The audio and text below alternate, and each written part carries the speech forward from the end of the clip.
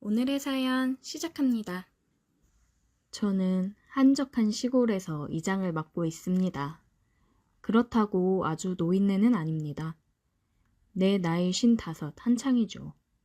시골은 원체 젊은 사람이 없다 보니 제 나이 정도면 한참 일할 때입니다.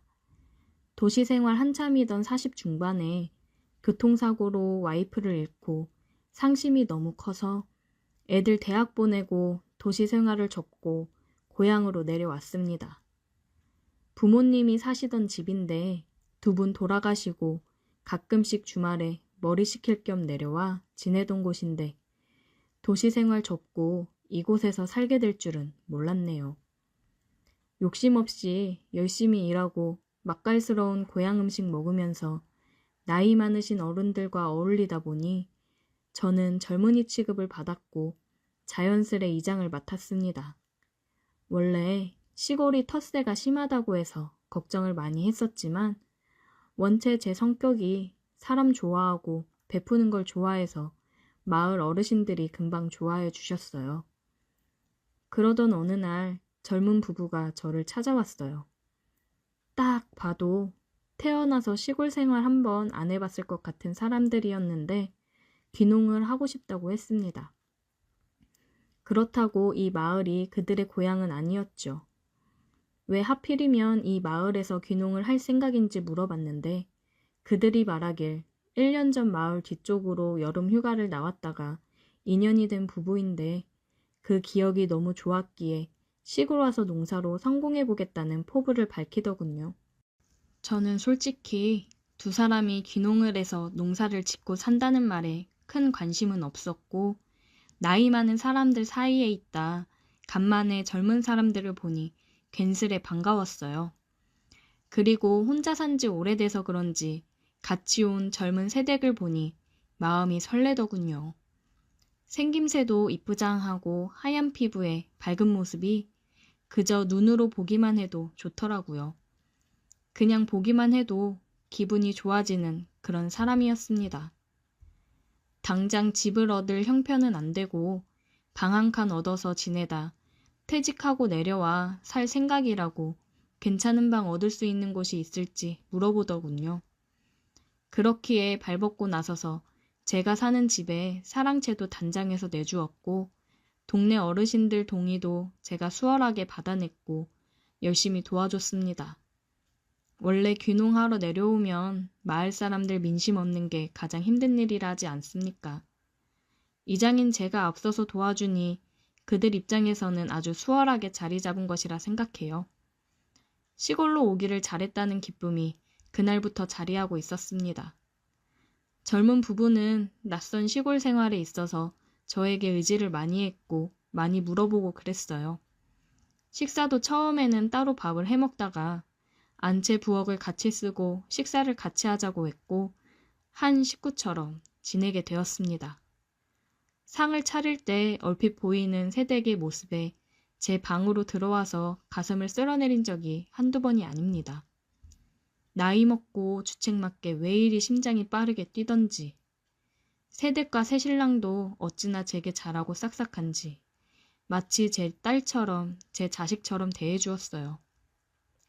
그러던 어느 날 새댁 남편이 서울에 퇴직금 정리와 몇 가지 물건들을 구입할 게 있다며 상경을 하고 저는 1박 2일 동안 새댁과 단둘이 있게 되었습니다. 그날 마을에서 소 한 마리를 잡았다고 해서 고기 몇 근을 얻어 집에 와서 구워 먹었죠. 담근 술을 꺼내 마시며 한잔 하겠느냐고 했더니 좋다고 하더군요.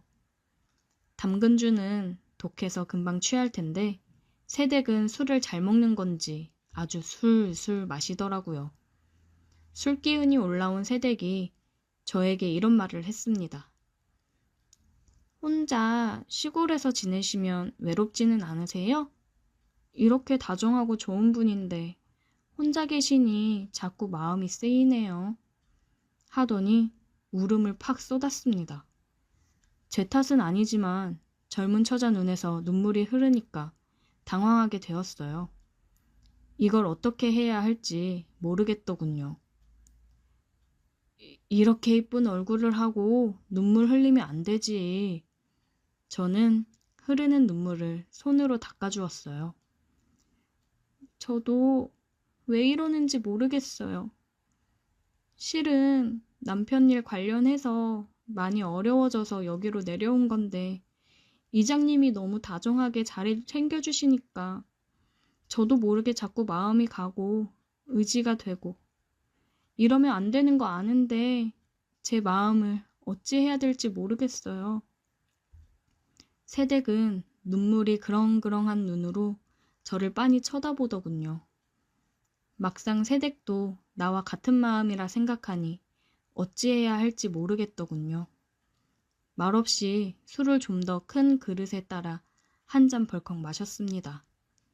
그냥 지금 이 순간 취해서 그런 거라고 변명거리를 만들고 싶었어요. 나도 새댁이랑 같은 마음인데 그래도 어쩌나 나는 혼자라 쳐도 새댁은 남편도 있고 지금이 힘들어도 앞으로 서로 의지하면서 더 좋은 미래를 꿈꾸면 되지. 이장님은 외롭지 않으세요?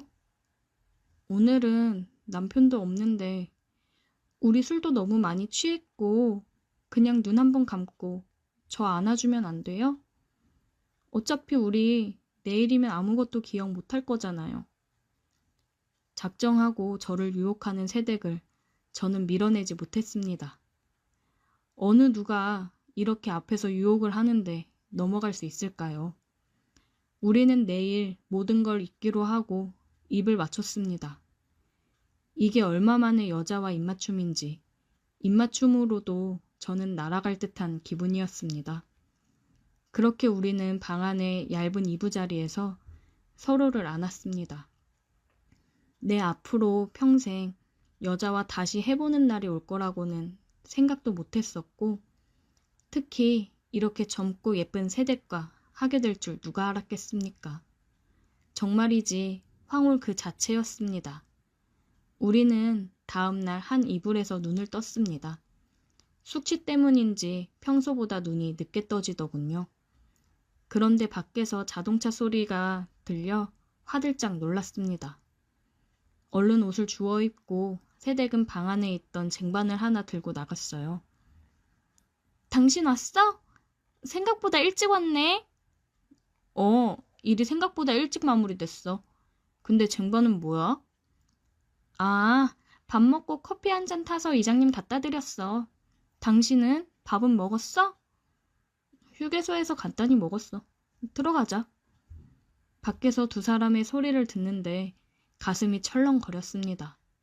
역시 사람은 죄를 지으면 안 된다는 걸 느꼈어요. 그리고 우리는 그날 밤이 너무 좋았던 나머지 그날 하루로 끝을 낼 수 없었습니다. 새댁 남편이 없는 날이면 우리는 몰래 사랑을 나누고는 했습니다. 집에 있을 땐 제가 아는 사람 없는 장소로 가서 사랑을 나누곤 했어요. 끊을 수 없는 지독한 관계였습니다. 아무것도 모르고 허허 실실 웃으면서 저나 새댁한테 잘하는 새댁 남편을 보니 괜스레 미안해지긴 했지만 저도 어쩔 수 없는 이기적인 사람이었습니다. 그로부터 6개월 정도 지난 후 새댁 남편 집안에 문제가 생겨서 두 사람은 서울로 다시 올라가게 되었고 우리는 아쉬운 작별을 하였습니다. 가끔 문자로 서로의 안부를 묻다가 너무 보고 싶은 마음에 약속을 잡고 서울로 간 적도 있습니다. 그 몇 달 새 새댁의 얼굴이 많이 어두워졌더라고요. 부부 사이에 문제가 있다고 말하며 힘들어 했습니다. 새댁이 농담식으로 제게 이런 말을 한 적이 있습니다. 나 이혼하고 아저씨한테 갈까? 그 말에 힘없이 웃기만 하던 저였습니다. 그때 용기를 내서 뭐라고 대답을 했었다면 어떤 결과가 있었을지 모르겠지만 나이 차이도 많이 나는 새댁과 그러면 안 될 거라고 생각했어요. 제가 아무런 말이 없자 새댁은 말도 안 되는 소리에서 미안하다고 하며 그렇게 우리는 헤어졌고 6개월이 지난 지금까지 그녀에게서는 아무 소식이 없네요. 같이 살던 집에서 혼자 멍 때리고 있다 보면 어느 날 갑자기 그녀가 대문을 열고 환하게 달려올 것 같은 느낌이 있습니다.